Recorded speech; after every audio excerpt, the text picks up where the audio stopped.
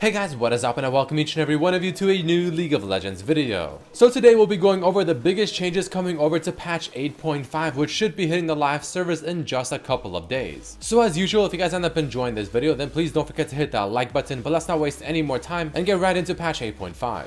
So one of the first and also one of the biggest changes coming out to the next patch is of course going to be the release of the new champion, Kai'Sa. Now I have made already some gameplay videos playing this champion mid lane, bot lane with different builds, so if you haven't checked them out, I highly recommend doing so. But I'll give you guys a quick rundown of the champion and my thoughts on her. Kai'Sa is mainly an AD carry, however she can in theory be played mid lane, jungle, and top lane as well. She's made by the same person that designed Camille, and her kit is extremely focused on a hybrid-esque sort of build because her passive, her Q, her W, and also her ultimate all have AP and AD ratios. The best way of thinking here is imagine taking Varus, removing some CC, but adding a lot of mobility, and that's essentially Kai'Sa. Her passive is essentially a 5-hit passive that once you proc it does a ridiculous amount of damage. Her Q ability fires some missiles to nearby targets that prioritizes trying to hit every single target with every single missile. Her W is essentially Jin's W that procs her passive as well. Her E ability is a dash that also can go invisible later, and her ultimate lets her teleport to a target that currently has a passive mark on them. Now in terms of builds, I feel like the best way to build her is definitely going for a hybrid type of build, which is why I said she's very similar to Varus, because Gwynsu's blade on her is a must. Also, don't build Blade of the Rune King. It's a recommended item on her according to Ride, but trust me, it is very bad. She's very fun, very agile to play, feels very strong, scales quite well as well, and can do a lot of really cool outplays because of the nature of her ultimate, where she'll be diving into the backline when people least expect it. All in all, I definitely think she's actually quite strong. I feel like she's not the hardest champion to pick up as well, so I feel like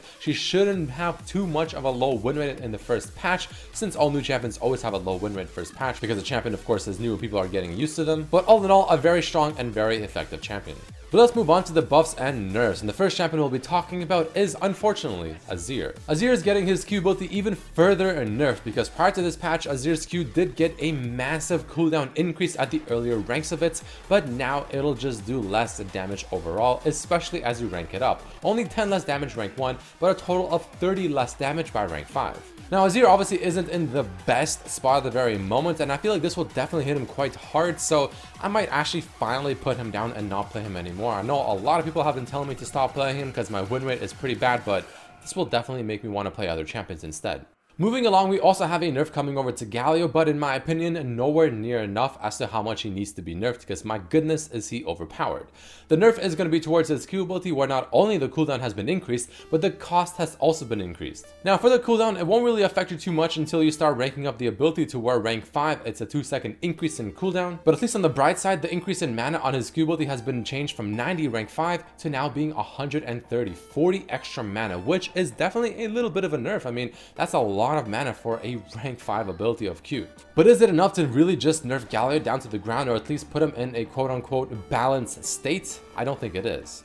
Next, we have some massive changes coming over to Jhin. Now, Jhin is personally one of my favorite AD carries in League of Legends and one of my favorite champions overall, and this guy has really not seen the light of day for so damn long. He is just simply outclassed by too many other ADCs. Hopefully this buff will put him back at the top, and the buff is as follows. His passive, Whisper. The passive AD has been increased from starting at 2 up to 40% based on level to now starting at 4% going up to 44% based on level. Since this is percent increase, obviously this means a lot more than it currently sounds like, but at the end of the day, it's still not a completely massive buff to his passive. But luckily for us, his other abilities are also receiving some buffs as well. Because next up we have his Q ability, Dancing Grenade. The AD ratio has been increased from starting at 40% to now going up to 70% rather than before going up to only 60. And last but not least, his W, Deadly Flourish. The W now roots off of all damage Jhin deals, not just his basic attacks. So you can maybe just throw in a Q and instantly follow up with a W, or maybe land your ultimate, it'll put the passive marker on them, and then you can maybe land a W for a really long range kind of snipe for the root. It just gives him a lot more options to actually use his W, because his W is extremely effective, and honestly it's one of the main reasons you even want Jhin on your team, because of his massive long range pick potential and also CC potential. All in all, honestly, some pretty damn good buffs for Jhin. I feel like his win rate and play rate will without question go up after this. The question still stands though, by how much? Moving along, we also have a buff coming over to Nocturne, also a champion that has not seen the light of day for way too long. So starting off with his passive, basic attacking against champions will now reduce the cooldown on his passive by 2 seconds per auto attack rather than 1, which obviously is pretty damn strong because his passive does do quite a bit of damage. The healing on his passive has also been significantly increased because now it starts at 15 rather than only 10 before, and now it goes all the way up to 40 rather than only 26. So a pretty big buff to Nocturne's passive overall, which will not only help with his jungle clear since he'll now get more HP back whenever he procs the passive, but it'll also help his dueling potential since now he'll get his passive up that much more frequently when fighting champions. But it doesn't stop there just yet, because moving on to his ultimate's Paranoia, the enemy vision reduction duration has been increased from 4 seconds up to 6 seconds. So using this within a team fight, just completely reducing the vision of all the enemies for an extra 2 seconds is a lot, because every single half a second even counts in a team fight, and it really is important. So some pretty juicy buffs for Nocturne, but I mean, I don't know if this is going to be enough only because of the meta of the current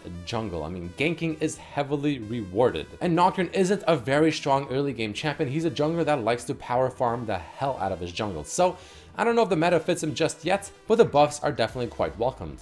Moving along to Mr. Olaf, we have some more buffs coming over to this bad boy as well. Starting with his E ulti Reckless Swing, the AD ratio has been increased by 10% and the cooldown has also been lowered. And his ultimate also got changed with how it works, because now instead of giving him quite a bit of bonus flat AD whenever he procs it, instead it'll give him only a little bit of bonus flat AD, but it'll also scale with 30% of his total AD as well. So a little bit weaker overall in the ultimate, but as you start getting items and get a lot more damage, it will scale really hard. However, this also means that you'll have to build much more offensively on Olaf to make this really work properly. But keep in mind, it is scaling off of 30% of total attack damage, not a bonus, so you don't really need that much more actual AD, so it really shouldn't be too bad, and it should be overall a buff for sure. Moving along, we also have a buff coming over to Rengar, because apparently the rework didn't actually put him in the spot that he probably wanted to be. The buffs are as follows. The lockout time before Rengar can cast in-power spells has been reduced by just a bit. Unseen Predator, his passive, the fall-off timer has been increased by 2 seconds for the ferocity, which is extremely good. His Q ability's damage has been increased by the base damage and also had the way it scales, though it's not completely significant. And his ultimate's True Vision now lingers until the end of his leap. Now, not the biggest buffs of course to Rengar, but it is a scary champion that is extremely volatile, so you gotta be careful with the way you buff him. He's also received a bunch of bug fixes that you can see in the right of the screen here that I'm not gonna go over, but if you're curious what they are, then you can read them on the right. Then we have a nerf coming over to Ryze, and God bless for this, because I hate facing Ryzes whenever I play in solo queue because I always ban him. Spellflux, his E ability, the damage has been increased, however, Spellflux now only deals 50% damage upon spreading. So if you actually use this ability on the champion himself, then it's going to do quite a bit more damage. However, if you actually use it to try and proc the kind of AoE portion of it, it'll do a lot less. And following with this, his ultimate Realm Warp, the cooldown has been increased from 120 seconds all the way up to 180 seconds, a full extra minute, which is pretty damn big. Definitely going to be expecting to see a lot less Ryzes from now on.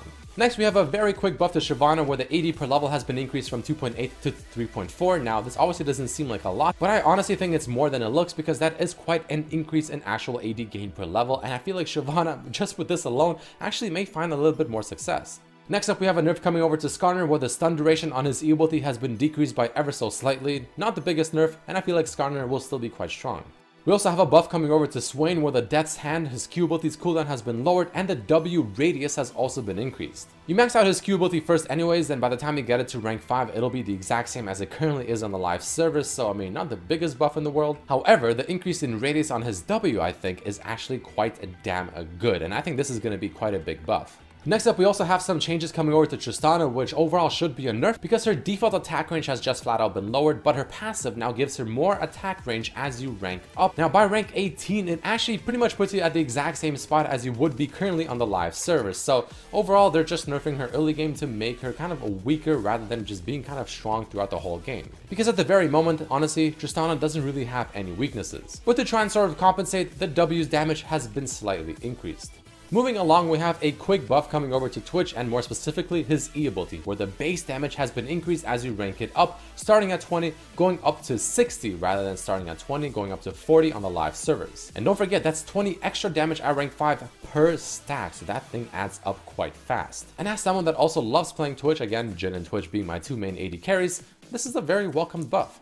Next, we also have some changes coming over to Zoe. Her attack range has actually been increased by 25, kind of the opposite of what they did to Tristana. But then they changed the way her Q ability works overall. The TLDR is the fact that it no longer synergizes with her passive whatsoever, but it now actually increases in damage based on Zoe's level. But the AoE has been lowered to 80% for those not directly hit with the Q ability. So with that being said, you can see the base damage has not only been increased, but the AP ratio has been increased by 40%, on top of the increase in damage based on Zoe's level and the reduction in AoE damage. And of course, her passive not working with the Q anymore. But moving along, her W also received a slight buff, where the bubble acquisition range has been increased by 25, and the damage on her W has also been increased by a decent amount. So it seems like this is going to be a change to where late game, I think Zoe will actually be stronger than she currently is. But in the earlier parts of the game, she should be overall weaker. Now, very quickly, I wanted to mention a rework coming over to Locket of the Iron Solari. Now, keep in mind, this is actually not coming to the next patch, but I thought I'd mention it very quickly because now it has a new effect that essentially puts a big AoE dome around you after casting it that just decreases the damage you and all your allies take within that zone, which I think is actually super cool, but we'll see it in the next patch, not the one coming up in a couple of days. And also a new keystone called Conqueror, which is pretty damn disgusting. It just adds a whole bunch of extra damage and true damage as well, but it's also not coming next patch, but it'll come the next patch most likely, so just want to bring it up.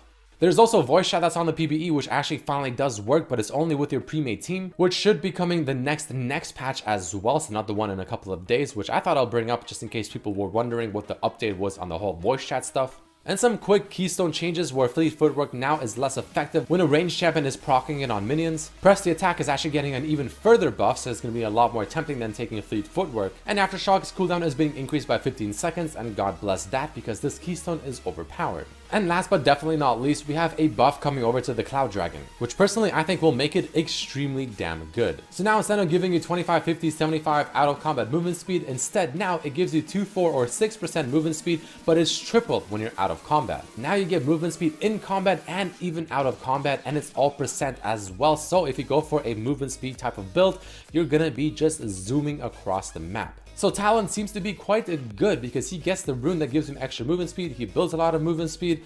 I feel like I can probably start playing some Talon in the next patch. But either way, guys, that is it for this video. There you have it, a bunch of new changes coming over to the next patch, patch 8.5, in just a couple of days. If you enjoyed this video, then definitely remember to hit that like button to show your support. But thank you all so much for watching, and I'll see you for the next video. Peace.